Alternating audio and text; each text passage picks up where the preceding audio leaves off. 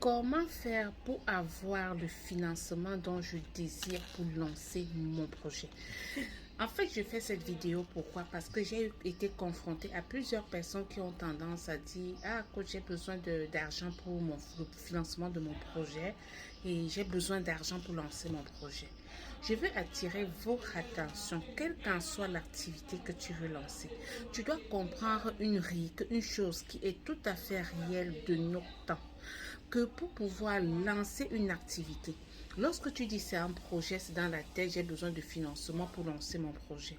En réalité, as-tu déjà vu une personne qui sort son projet et vient et pose sur la table et aussitôt on lui donne le financement? Tu dois comprendre qu'à cette ère, de notre temps-là, on ne compte plus sur quelqu'un, on compte sur soi-même. Qu'est-ce que tu as fait de palpable, de réel, de concrétisable pour que les personnes à qui tu sollicites cette aide-là puissent comprendre que oui, tu es vraiment sur la voie, qu'on peut vraiment te donner un coup de main pour que tu puisses réaliser ce que tu veux faire. Tu as un projet, c'est dans la tête. Et tant qu'il est dans la tête là, il ne reste qu'un rêve.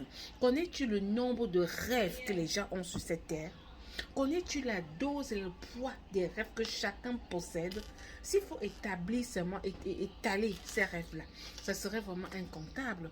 Mais le problème est que lorsque tu auras pris une feuille et un bic, détailler point par point ce que tu désires exactement, cela sera un grand pas pour toi. Parce que lorsque tu auras établi que dis je veux faire ça, je veux qu'à cette période ou à telle autre période que je suis à tel endroit, tu comprendras que oui, c'est réalisable ce que tu veux faire parce que tu auras mis des points focaux pour commencer avec le peu que tu as. Ça veut dire quoi? Au départ, tu n'as rien, mais tu veux être quelque chose. Ça veut dire quoi? Tu utilises ce que tu possèdes. Qu'est-ce que tu possèdes dans ta main là? Tu connais seulement peut-être laver les assiettes, nettoyer ou graisser les petites filles, ou l'accompagner, tenir les enfants des dames qui vont au boulot. À la fin du mois, on te donne une contrepartie. Et cette contrepartie-là, tu épargnes. C'est là où on parle que l'épargne a sa valeur. Tu épargnes pendant une certaine période donnée. Lorsque tu aurais assez épargné, soit une période de 1 an, de 6 mois, tu verras que oui, pendant cette épargne-là, ça c'est pour toi la femme. Le cas de l'homme, tu vas me dire que oui, je n'ai pas, je sais pas ce que je vais faire. Tu as ta force physique. Essaye de voir quels sont les travaux champêtres que tu peux faire. Laver même les voitures des personnes. Fais le nettoyage, laver les habits. C'est autant de petits boulots que tu peux faire. Si tu as un bagage intellectuel, regarde autour de dans ton territoire, dans ton quartier, il y a des maisons qui ont besoin de répétitions, des cours de répétition pour leurs enfants. Tu vois, est-ce que tu te rends propre et tu vas, tu toques au portail, tu discutes avec les parents, tu te présentes, qu'est-ce que tu peux bien leur apporter. Peut-être tu peux les aider dans le cas de tenir leurs enfants par rapport à une thématique, que ce soit en mathématiques, physique ou en français ou en anglais, peu importe, une contrepartie. Et tu te dis en toi, d'ici une période de 6 mois ou d'une année, je peux épargner peut-être ne serait-ce que 50 000 francs ou 100 000 francs. Avec ce que je pourrais avoir épargné, je vois maintenant quel est le business que je peux lancer avec ce montant de 50 ou 100 000 francs.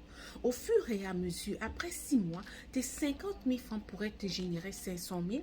Tu vois maintenant le business qui va tenir avec celui de 500 000. Au fur et à mesure, tu avances, tu progresses. C'est pourquoi on dit de ne jamais négliger les petits commencements.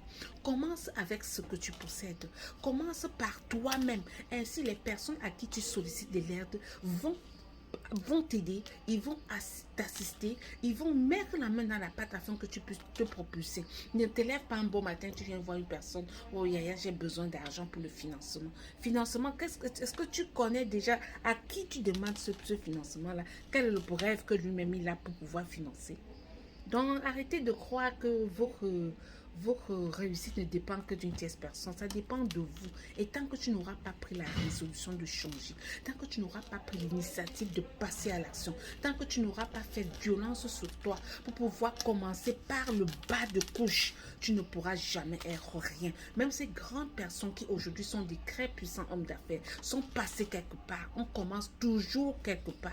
Donc déjà, si cette vidéo t'a marqué, tu n'as qu'à me mettre espoir en commentaire et ainsi on pourra voir dans quelle mesure quelques astuces que je pourrais te sortir afin que tu puisses vraiment mieux t'exceller et mettre une activité sur pied. Donc arrêtez de croire que votre vie, votre réussite ne dépend d'une tierce personne. Il est encore temps de se prendre en main, il est temps il est temps d'oser, oser rêver grand. Quand on dit oser rêver grand, c'est visualiser ce que tu aimerais être d'ici 5 ans.